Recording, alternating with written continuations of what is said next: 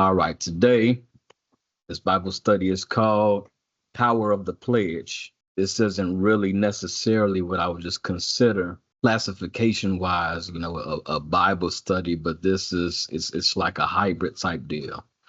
Because there's a bold spirit loose right now, and this spirit is really just is running amok among the world, but I'll mainly be addressing more than the world today.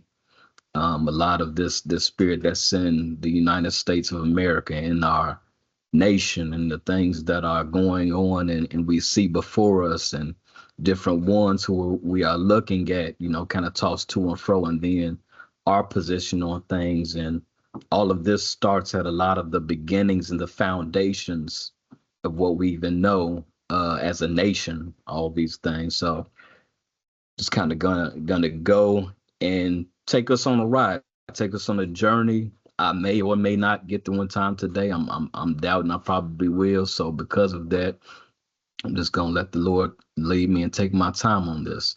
That said, I'm gonna open with the scripture that I had on my heart to open with. It's gonna be 1 Thessalonians 5 and 6, King James, referencing the day of the Lord. It says, "Therefore, let us not sleep as others do, but let us watch and be sober." And we are in a time where there's a lot of people sleeping, a lot of people eyes are closed, not necessarily in the sense of that whole woke movement they have going on where they know certain things and all of that, but sleep in the sense of the Lord, really being awake as far as his spirit, following who he is by the spirit, and making sure that we're not found asleep under his watch, under his care, and under his protection, all those things that he told us to be looking for and watching for concerning him. And powers of pledge, I really want to have us look at pledging and pledges, a lot of these things that kind of fall upon our lives as individuals, citizens, whatever you want to call us, that of this native land here. So what is a pledge? It's a solemn promise or undertaking, a thing that is given as security for the fulfillment of a contract or the payment of a debt, and is liable to forfeiture in the event of failure. Why do we pledge? The shortest, most simplest answer that I have for that, because you can really go down a list and lane of why people do it, but it's really for commitment. And when we understand that, and a lot of, even back in the day, we saw a lot of people shaking hands, giving words and all that kind of stuff. Some would give contracts, but your word was bond. And so we understand that through pledging is very important, and it's a critical step. It's not this mediocre thing that we do and just play with it, like, I'm just gonna pledge this and that and the other. No, when we're talking about pledging something, it should be taken very seriously, and we should really look at, read, listen to all the things that are coming out of the presentation that we are pledging ourselves to. I'm going to go to Numbers chapter 30, verse 1-2. What the Bible has to say about pledges. It says, Moses said to the heads of the tribes of Israel, "This is what the Lord commands. When a man makes a vow to the Lord or takes an oath to obligate himself by a pledge, he must not break his word, but must do everything he said." As we read further down, if you go all the way through 30, it'll kind of give more details on the woman, because the woman has a lot more instruction on pledges, depending on if she's not married or have a father as her covering over her. And so because of that, there's so many more implications with that of the woman. But it does cover men and vows overall in Numbers 30, when we want to go back and look at a lot of the foundation of where they came as far as pledges and all that. Ezekiel chapter 18. This one's a long read, but it's a good read, because I'm really laying some foundation here, because we're going to go some places. We're going to go some places where things just going to come up, because that's just, we in that time now. You're either going to talk about it and speak the truth about it. Yes, we're praying for people. We're praying for the situations, praying for the nation, all that kind of stuff. But at the same time, we're in a bold day and a bold hour where if we don't have our foundations tight and glued down and really look at what's going on, we're going to get lost in the shuffle. So that said, we have to do more of this word, opening us up and really diving in. And that's what we're doing, just taking our time. The one who sins will die. This passage is again Ezekiel 18:5-20. Suppose there is a righteous man who does what is just and right. He does not eat at the mountain shrines or look to the idols of Israel. This kind of, I want to put in your minds tonight when you see idols of Israel, think politics, celebrity, status, all those things of America. I want us to kind of get our head there because, again, I'm speaking more so nationally here. He does not defile his neighbor's wife or have sexual relations with a woman during her period. He does not oppress anyone, but returns what he took in pledge for a loan. He does not commit robbery, but gives his food to the hungry and provides clothing for the naked. He does not lend to them at interest or take a profit from them. He withholds his hands from doing wrong and judges fairly between two parties. He follows my decrees and faithfully keeps my laws. That man is righteous. He will surely live, declares the sovereign Lord. Now, this is a righteous man, and we see when it comes to pledges, although he took a pledge, his word was bond. He honored it, and he returned what he took of that pledge from his loan. And he's done all these other things to remain faithful unto God by keeping his laws and decrees and staying faithful, which following that order made him righteous unto God. Reading along, going down to 10, now it says he has this son. Suppose he has a violent son who sheds blood or does any of these other things. Though the father has done none of them, he eats at the mountain shrines. He defiles his neighbor's wife. He oppresses the poor and needy. He commits robbery. He does not return what he took in pledge. He looks to the idols. He does detestable things. He lends an interest and takes a profit. Will such a man live? He will not, because he has done all these detestable things. He is put to death. His blood will be on his own head. So we look at this son who is opposite of that father. This son is unrighteous and he's getting into all the stuff. And when it comes to even the pledge, he's not even returning what he took pledge on. Moving on along, we're going to talk about his seed. Now it says, but suppose this son, which was the evil son, has a son who sees all the sins his father commits. And though he sees them, he does not do such things. He does not eat at the mountain shrines or look to the idols of Israel. He does not defile his neighbor's wife. He does not oppress anyone or require a pledge for a loan. He does not commit robbery, but gives his food to the hungry and provides clothing for the naked. He withholds his hand from mistreating the poor and takes no interest or profit from them. He keeps my laws and follows my decrees. He will not die for his father's sin. He will surely live. I'm gonna pause there because the great thing about this son is he's in position where it says in verse 16, he does not even require he doesn't require a pledge for a loan. And so we look at this and we, kind of look at the things we pledge ourselves to.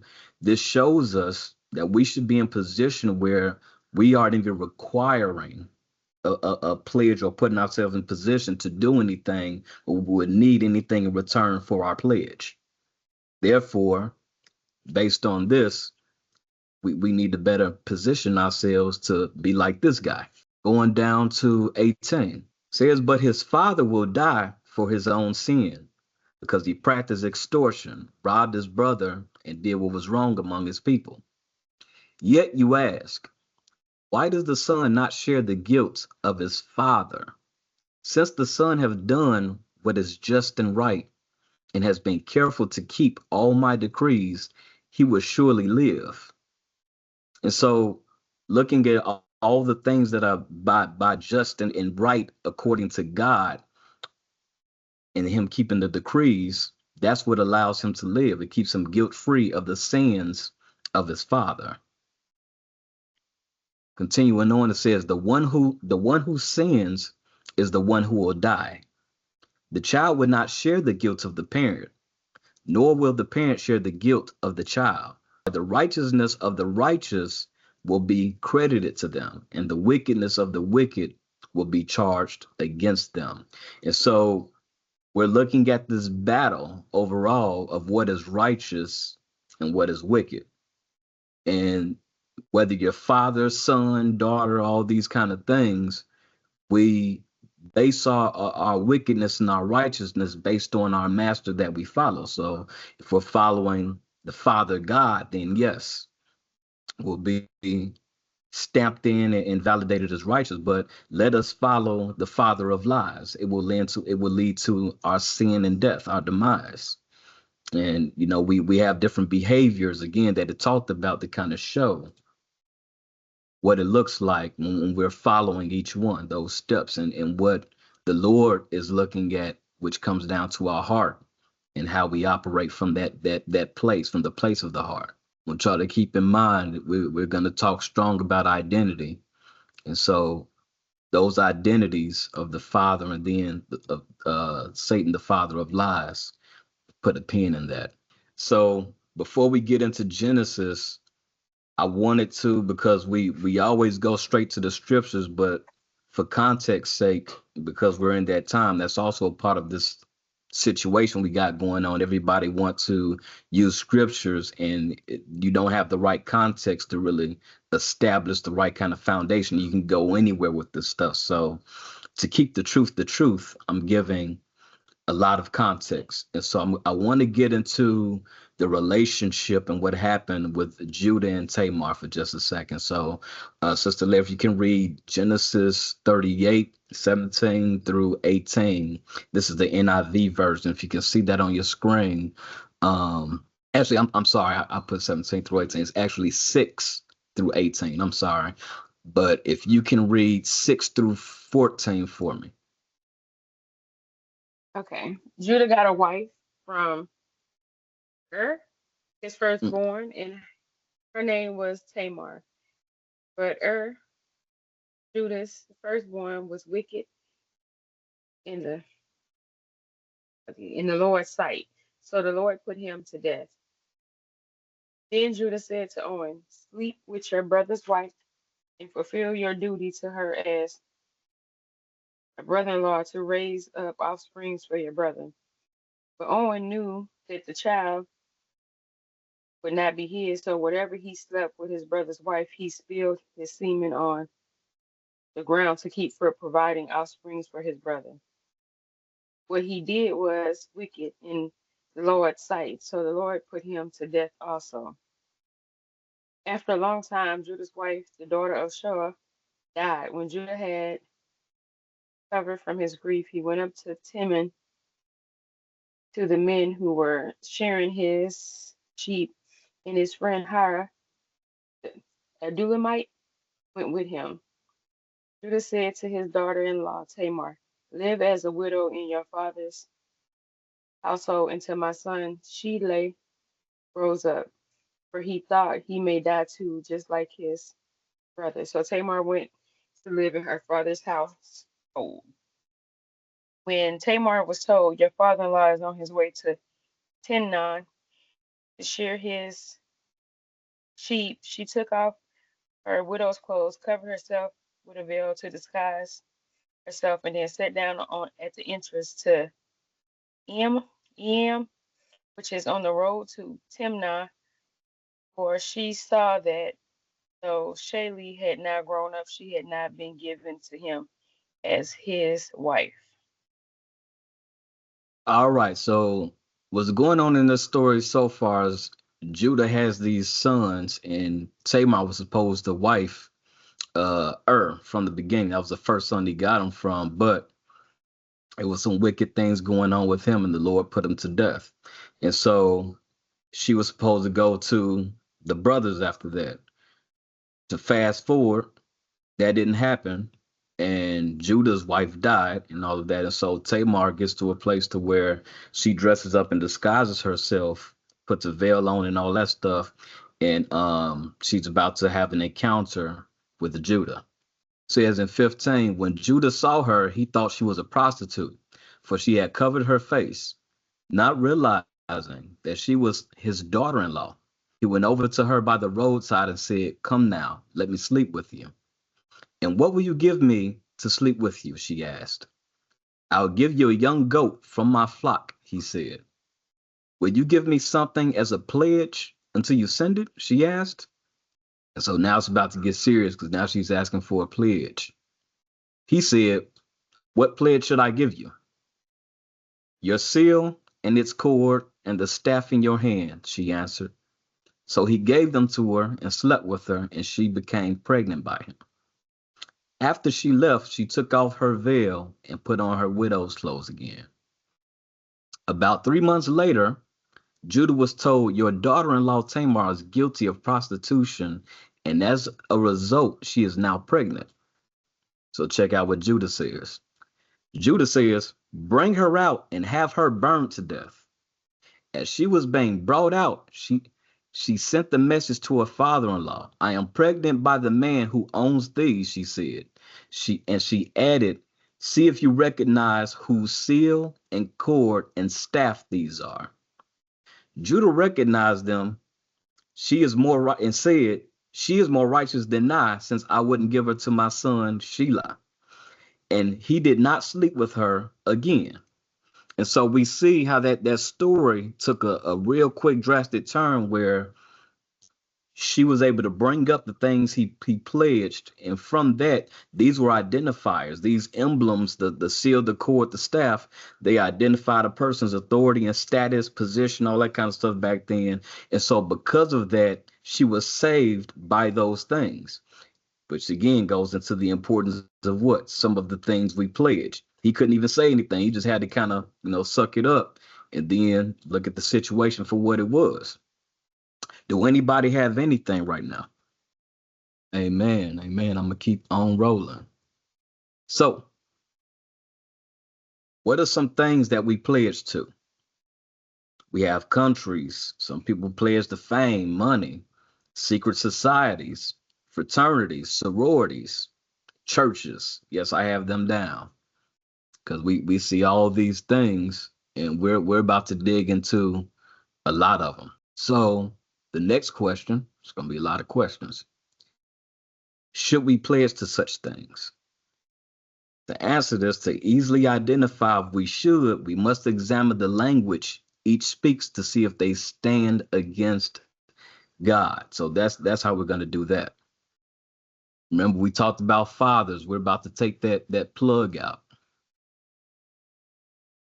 because now we're about to get to some of the beginnings of the country. It's not a history lesson, so I won't be going all the way in, but there'll be some quick little touch overs just to put us in that mind frame of the framing of a lot of things we were built upon to help get our mindset programmed to go along with a lot of these things. So the country and the forefathers, we already know this was set up by 13 colonies that came over from Great Britain and all that kind of stuff to set up what we have going on over here is these independent 13 colonies. And, forefathers was put in place and all this kind of stuff.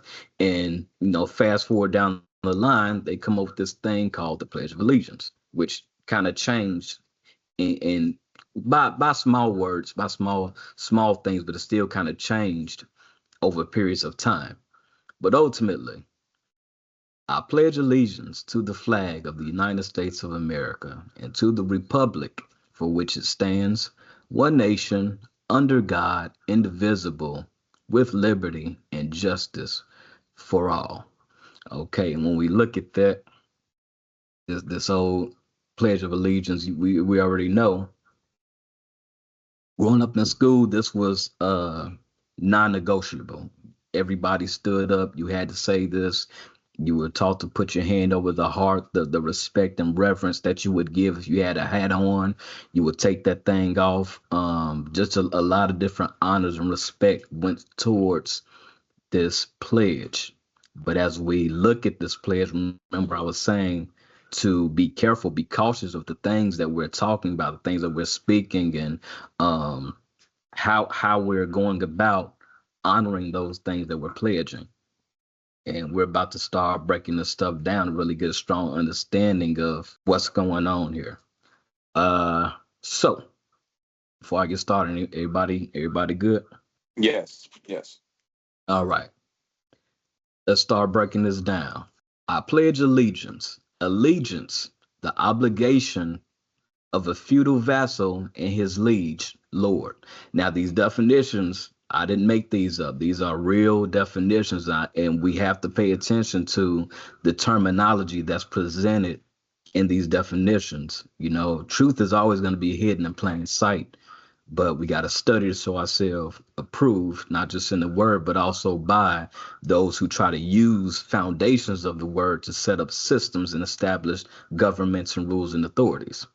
So again, allegiance, the obligation of a feudal vassal to his liege lord, or two, devotion or loyalty to a person, group, or cause. Now, a feudal vassal was a person who swore loyalty to a lord or suzerain in exchange for the use of land or fief and other privileges. Obligations. Vassals owed the Lord military service, judicial services, administrative services, and other obligations. They also paid the Lord various taxes known as feudal incidents for such as relief and scutage. And then privileges, vassals received the land or fief as a tenant. They also received protection from the Lord and justice in the Lord's court. That sounds a lot like our setup. And while they say, you know, things like feudalism is dead and all this kind of stuff, you know, it's one thing to say this stuff, but when we actually look at what's happened, what's going on with land and the uh, issuing out thereof, and what's owed, and how we go about with taxations and how we treat, you know, military and all these things is very much alive and very much prevalent and very much in our system. But we, you know, do the whole thing of where we turn the blind eye and say, well, they said republic, they said democracy, but what is really going on? What does it feel like? What does it taste like? What does it smell like? And so we have to ask ourselves these hard questions to really begin to see, has anything really changed from a lot of the older rule that they say we're trying to get away from, and trying to snuff, you know, up under our faces. Let's talk about the next line. Pledging allegiance to the flag. Now, the flag is, of course, a piece of cloth, right? But it's synonymous with what? The United States, the 13 colonies, all the things that it represents. So the flag's 13 red and white stripes represent the 13 original colonies, and the 50 white stars on the blue background represents the 50 states. Now, the colors were chosen for the Great Seal, which was adopted in 1782. I want you guys to keep that thing in your mind, the Great Seal, okay? All right, let's talk a bit about Republic. United States of America, and to the Republic for which it stands, okay? So, Republic, a government in which the power belongs to a body of citizens entitled to vote and is exercised by the leaders and representatives elected by those citizens to govern according to law. We're one nation under God. Now, God is defined as a lot of things, but for time's sake, Just been creative in making a short creative version. The vain perfect in power, wisdom, and goodness, who is worshipped as creator and ruler of the universe. Okay, moving on along. But then there's this thing. There's this lowercase g, God or a deity, which is a god or goddess, which is mainly you see those in a polytheistic religion, which means many gods. And so anything that is not the God, the one true God, you will see many. And so think in terms of we are legion, right? We are legion. We are many. These are many demons and all this kind of stuff proclaiming themselves as gods and taking on different routes and paths to lead people away. So that's what these gods are. Indivisible, strong word, unable to be divided or separated, which is interesting because it kind of contradicts the whole thing of being united when we're really the divided states of America. Every state is divided, although on land everyone has different set of rules and all these things. We're fighting now over who can abort, who can abort, who can be married, who can't be married in all these different places. And so although it's saying unable to be divided or separated, we're looking at a lot of things being built on division and separated things. So just gonna keep on moving along here. Liberty, a state of freedom, especially as opposed to political subjection, imprisonment, or slavery. Now, how can we talk about slavery and freedom or liberty rather? We're talking about liberty when we already know the beginnings and how this place was built. I don't even have to go into all of that. We're looking at that piece right there. Justice, the quality of being just, impartial, or fair. A person can't be just. That's just is what it is. When it comes to being a true follower of Christ, we understand that the very the very authentic, the best piece of justice that you have is the Father, because he's perfect. And so everything that is good and just comes from him. And so anything below that and beneath that, to even get close to being just, you're going to need more than one person, because it's going to take a group to try to be just as or even try to come close to that just or fairness of God, which still being in this suit, we're just not going to do that. So I'm going to do the restatement of how this really sounds with all this stuff in here.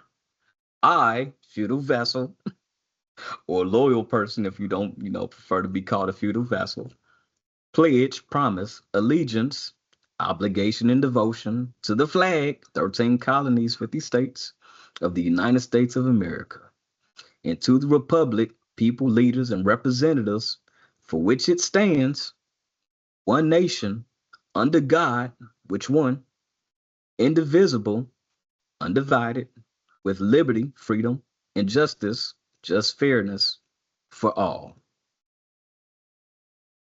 Although that's small and short, that's a lot. And it's a huge commitment, and it's a lot to look at, especially since we have to depend on, peoples and leaders and representatives and all that kind of stuff. We kind of see where that took us. Back to the Great Seal. All right, so here we go. Before we get into this, anybody got anything? Hey man, let's keep rolling. So the Great Seal. Many of us have seen these seals in a lot of important buildings and that surrounding this nation and its politics and structure and all that kind of stuff.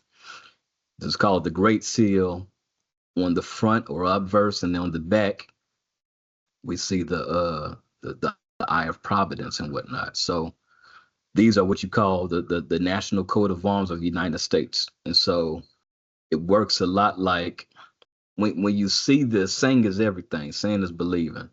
These symbols speak and they tell you what we represent overall. That's the best way I can really put it. And so when you really go on these sites and you read the stuff, it'll tell you all about the stuff. Like when you really want to dig in and see what all this stuff mean, they put all that stuff in writing and all that kind of stuff. But we're gonna do something a little different. Although they say what they say and all that kind of stuff, we're looking at what we see, but also based on what's been speaking behind these things, looking at the actions that are behind these things and making these symbols make sense. Okay. So the obverse and the reverse, heads or tails. We hear that a lot. Heads or tails. I used to play that when we was a kid, toss up the little, what's the name? Whoever get heads win. Most people want the heads. But the obverse and reverse are the two flat faces of coins and some other two-sided objects, including paper money, flags, seals, medals, drawings, old master prints, and other works of art, and printed fabrics. In this usage, obverse means the front face of the object and reverse means the back face. The obverse of a coin is commonly called heads because it often depicts the head of a prominent person, and the reverse tails. And so we see back in the gap in some of those ancient times, they were, nothing's really changed much. Still the head of whoever was ruling or head of whatever was going on at that time, and on the tail saying you got something else going on. And both of these always have some kind of meaning behind, well, always have a meaning behind them. You just have to kind of dig and see what's what. National coat of arms. A national coat of arms is a symbol which denotes an independent state in the form of a heraldic achievement. While a national flag is usually used by a population at large and is flown outside and on ships and national coats of arms, a national coat of arms is normally considered a symbol of the government, or especially in monarchies, the head of state personally, and tends to be used in print or Mario ware. That's kind of like the little China ware y'all see with all the little inscriptions and stuff on there that they be having in like the White House and all that. And as a as a wall decoration in official buildings. So you'll see the national coat of arms, like I say, in all those places surrounding them doing all this the speaking. Let's talk about the Latin language. On the seal, we see three different Latin phrases. When we go back up there, it's kind of hard to see on here, but it's on the ribbon on the head side of that, on the front side of the Great Seal, coming out of the eagle's mouth, and then on the back we have this here, a Nuit Coeptus, and then on the bottom, Novus Ordo Seclorum. Let's kind of get into that.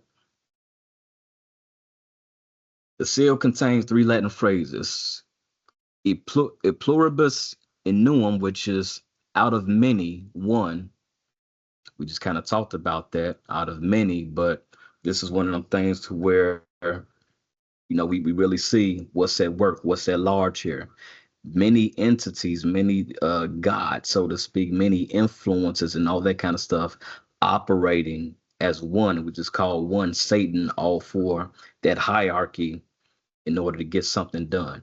We have a Nuit Coeptus, which says he has favored our undertakings. Undertaking is a formal pledge or promise to do something. So there's that word again, just stated differently. And Novus Ordo Seclorum is a new order of the ages. Okay. And that's all on our money and all that kind of stuff. Those are the things that we interact with, and the stuff that we fight over, and the fame and all that kind of stuff, that all that for all those things that's on that paper. It's amazing, ain't it? All right. Anybody got anything for I keep on moving? So now let's get into some of the things that we talked about that we see pledges going towards. We have secret societies. We have things like the Illuminati.